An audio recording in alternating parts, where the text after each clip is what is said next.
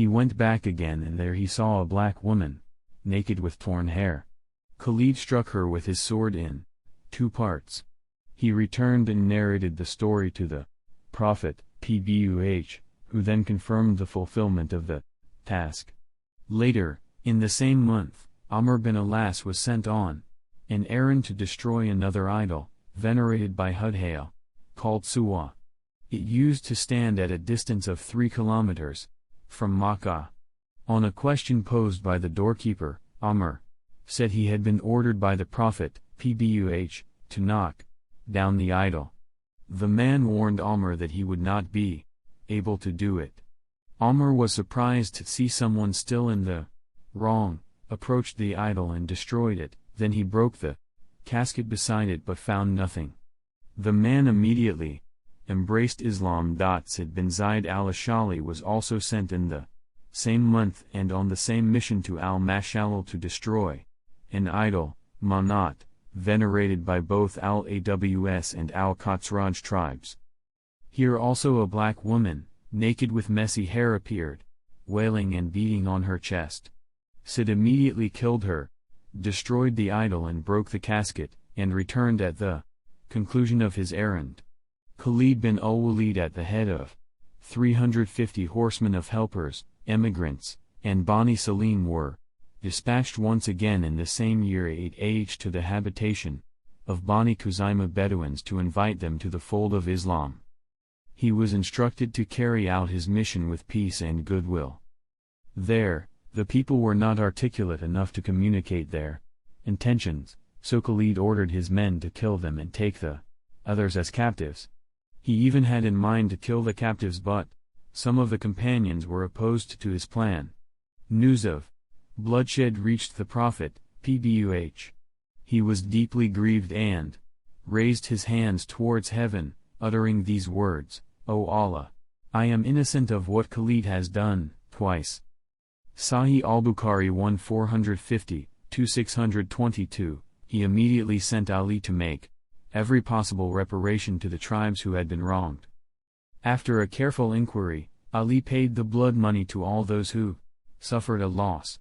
The remaining portion was also distributed amongst the members of the tribe in order to alleviate their suffering. Khalid, due to his irrational behavior, had a row with Abdurrahman bin Auf.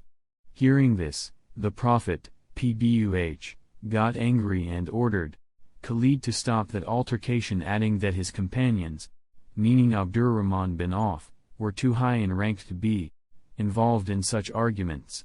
That is the story of the conquest of Makkah and the decisive battle that exterminated paganism once and for all. The other tribes in the Arabian Peninsula were waiting and closely watching the final outcome of the bitter struggle between the Muslims and idolaters, already convinced that the holy sanctuary would not fall but in the hands of the righteous party. It had been a conviction deeply established in their minds ever since the elephant army of Abraha al-Ashram advanced from Yemen, intending to destroy the sacred house 50 years before. Al-Hudaybiyah peace treaty was the natural prelude to this great victory in which people believed deeply and over which people talked a lot. The Muslims in Makkah, who had feared declaring their faith in public, began to appear and work ardently for this new approach to life. People began to convert to Islam in hosts, and the Muslim army that numbered 3,000 only in the previous Ghazwa, now came to reach 10,000 in number. In fact, this decisive change provided people with the keen insight to perceive things in the world around them as a whole from a different perspective. The Muslims were then to steer the whole political and religious affairs of all of Arabia. They had monopolized both religious supremacy and temporal power. The whole post-Hudaybiyah phase had been well-fledged in favor of the new Islamic movement. Streams of the desert Arabians began to pour in paying full homage to the Messenger of Allah, PBUH, embracing the new faith and then carrying it to different quarters for propagation. The third stage, the third and last stage of the life of the Messenger, PBUH, embodies the fruitful results of his call to Islam, which were the consequences of long-timed holy fights in the way of Allah, jihad, troubles, toil, disturbances, trials and a lot of bloody conflicts and battles, which lasted for over 20 years. The conquest of Makkah was considered the most serious profit achieved by Muslims during those years. For it affected the course of events and consequently altered the Arabs' whole life. It was a decisive distinction between the pre-conquest and post-conquest periods. For Quraysh, at that time, was in the eyes of Arabs the defenders and helpers of Arabs. Other Arabs are only their ancillaries.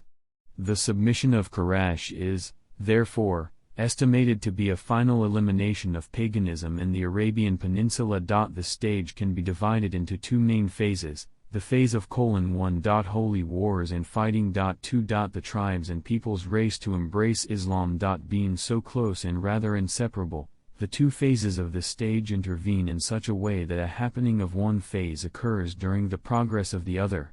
However, we have preferred, for expository purposes, to deal with these two phases distinctively. The fighting phase was given priority order, due to the fact that it is more intimate and fit than the other. Hunayn Ghazwa, the conquest of Makkah, which came forth as a consequence of a swift blow, astounded both the Arabs and other tribes who realized that they were doomed and had to submit to the new situation as a fait accompli. Some of the fierce, powerful, proud tribes did not submit and favored resistance. Ahead of these were the septs of Hawazin and Thaqif, Nasr, Jashim, and Sid bin Bekr, and people of Bani Halal, all of whom of Qais Ilan. They thought that they were too mighty to admit or surrender to such a victory. So they met Malik bin Auf an-Nasri and made up their mind to proceed to fight against the Muslims. The enemies march in their encampment at Audas. When Malik bin Auf, the general leader, decided to march and fight the Muslims, he made his country people take their wealth, women, and children with them to Audas, which is a valley in Hawazin land, and it is quite near Hunayn. It differs from Hunayn in its being adjacent to the Al-Majaz, which is around 10 miles from Makkah in Arafat's direction. Fath al-Bari 8:27-42. The war-experienced man wrongs the leader's judgment. As soon as they had camped in Audas, people crowded around Malik. The old Sayyid Durayd bin Asima, who was well known as a war-experienced man, and who was among those who gathered around Malik, asked, "What valley are we in?" "In Awaz," they said. "What a good course it is for horses! It is neither a sharp-pointed height nor a loose-soiled plain." "What? Why do I hear camels growling, the donkeys braying, the children's cries, and the sheep bleating?" asked Durayd. They said, Malik bin Auf had made people bring their women, properties, and children with them. So he called Malik and asked him what made him do such a thing. Malik said that his aim was to have everybody's family and properties around them so that they fight fiercely to protect them. "I swear by Allah that you are nothing but a shepherd," answered Durayd. "Do you believe that there is anything whatsoever that can stand in the way of a defeated one or stop him from fleeing? If you win the battle you avail nothing but a man with a sword and a spear, but if you lose you will bring disgrace on your people and properties." Then he resumed his talk and went on wondering about some septs and their leaders. "O Malik, thrusting the distinguished people of Hawazin into the battlefield will avail you nothing. Raise them up to where they can be safe. Then make the young people mount their horses and fight. If you win, those whom you tarried will follow you, but if you were the loser it would be a loss of a battle, but your kinsmen, people, and properties would not be lost." But Malik, the general leader, refused this suggestion. "By Allah," he said, "I will not do such a thing. You must have grown senile. Hawazin has to obey me, or else I will lean my body against this sword so that it penetrates through my back." He rejected any sort of contribution of Durayd's in that concern. "We obey you," said his people. Durayd consequently said, "Today is a day that I have not missed, but surely I will not be tempted to witness." Reconnoitering the weapons of the Messenger of Allah, the spies that Malik had already dispatched to spy on Muslim forces, returned with their limbs cut off. "Woe unto you! What happened to you?" said Malik. They said, "We have seen distinguished people on spotted horsebacks. What you see would not have happened if we had been firmly together."